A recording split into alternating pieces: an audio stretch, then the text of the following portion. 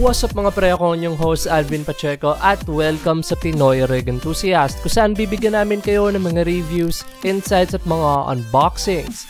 Ngayon titignan natin ang isa sa mga premium keyboard ni Rakk, ang Rakk Ilis.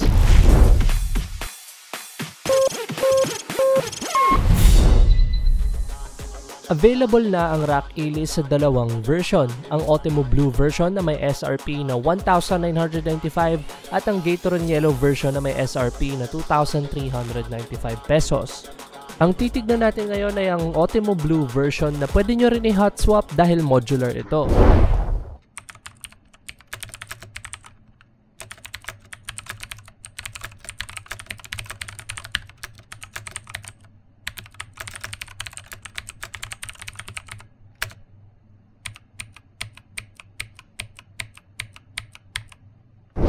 Sa harap, makikita nyo ang kanyang 96 key layout na may RGB backlit na pwede nyo i-customize sa kanyang app o sa mismong keyboard.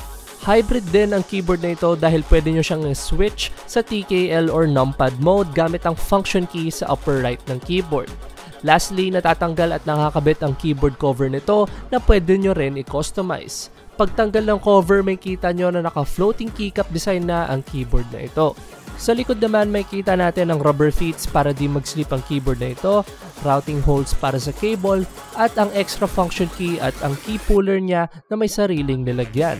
Sa cable naman, meron itong 1.8 meter braided cable na may gold-plated USB connector. Para naman sa dimensions ng keyboard na ito, may length ito na 41 cm, width na 16 cm at height na 5 cm. Ang total weight naman nito ay 1.2 kilograms.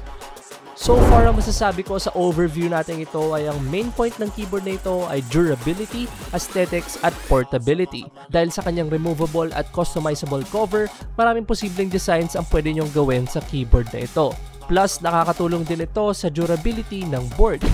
So, dyan natatapos ang ating mabilis na overview para sa Rakk Ilis keyboard. Kaya kung nagustuhan nyo itong video na ito, i-like nyo. Kung hindi naman, i-dislike at huwag nyo kalimutang mag-subscribe.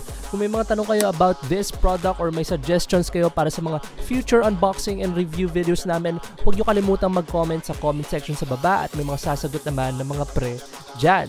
Kaya guys, kung natapos nyo na yung like, dislike, comment, subscribe, maraming salamat at see you on the next episode.